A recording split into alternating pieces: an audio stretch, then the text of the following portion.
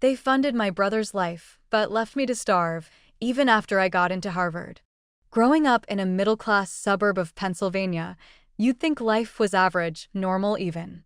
But what people don't see behind the picket fences and neatly trimmed lawns is how a home can rot from the inside out.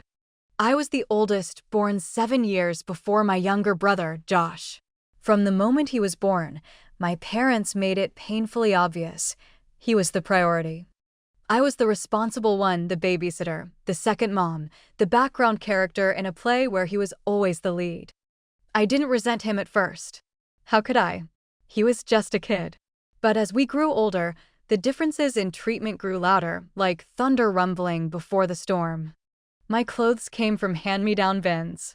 His came in bright shopping bags with tags still attached.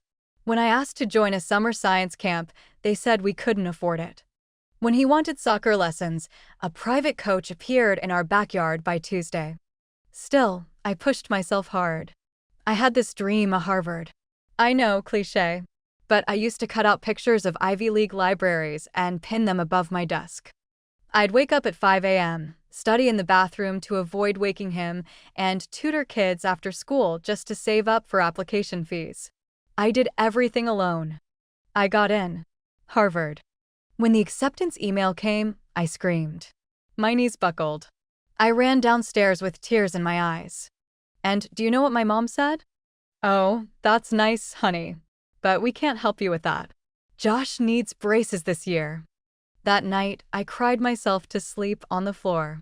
Because Josh had taken my bed after his growth spurt. I went to Harvard anyway. I took out loans. I applied for every scholarship that would take me. I tutored, waited tables, even cleaned apartments just to scrape by. Sometimes I'd skip meals. There were nights my fingers trembled while typing because my last meal had been a granola bar 12 hours earlier. And not once, did they offer to help. Not even when I called sobbing during sophomore year because I couldn't afford textbooks. "Ask your school friends," my dad said. "You're the smart one. Figure it out." Meanwhile, Josh was living in his own world. My parents bought him a used car when he turned 16. He crashed it within a month. They bought him another.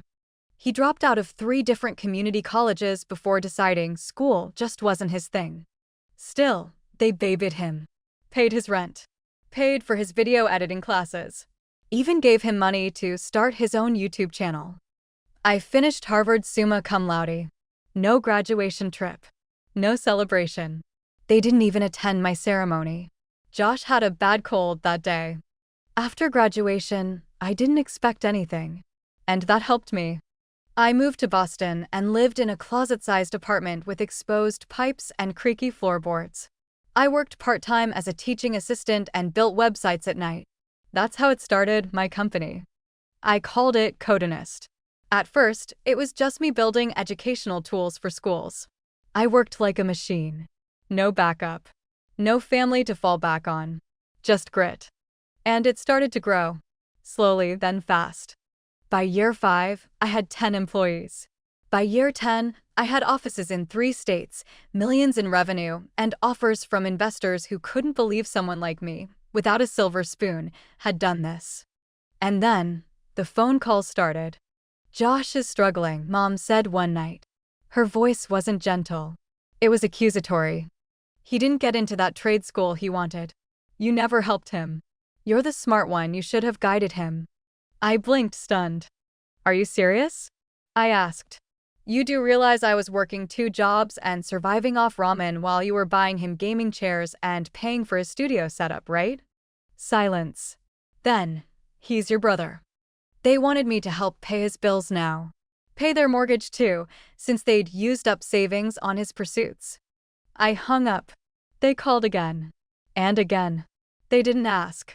They demanded. One time, my dad even said, "You owe us. We raised you." I laughed. I think something in me broke then. I hung up and never picked up again. That was the start of my silence. The beginning of my peace. I moved again, this time to a house I bought myself. One with clean walls, soft light, and a quiet garden. I stopped checking Facebook. Stopped picking up unknown calls. Started therapy. I let go of the need for their approval.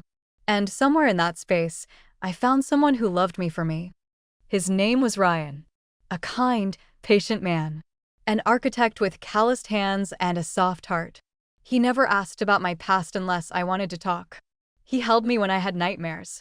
He reminded me that blood doesn't entitle anyone to my pain. He proposed under a lighthouse. I said yes through tears. We planned a small wedding. Intimate. Safe. Peaceful. Until my parents heard. They emailed. Called. Even showed up at my office once, demanding to be included. "You're our daughter," my mom said. "We deserve to be there." Deserve.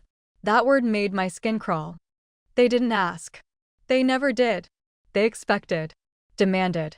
Controlled. When I said no, they went ballistic. They posted online. Called family members. Told people I was ungrateful, selfish, poisoned by money. They tried to crash the wedding. But Ryan, oh Ryan. He had hired security. He had backups. He saw the panic in my eyes the moment we heard they were nearby. And he handled it. With quiet firmness, he made sure they never came close. He shielded me. That night, as we danced under string lights with the sound of ocean waves nearby, I whispered in his ear, "Thank you for being my family." He just held me tighter. It's been years now.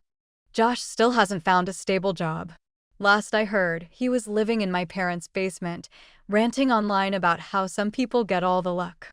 They live off dwindling savings and blame the world. They still tell anyone who'll listen that I abandoned them. But I don't feel guilt anymore.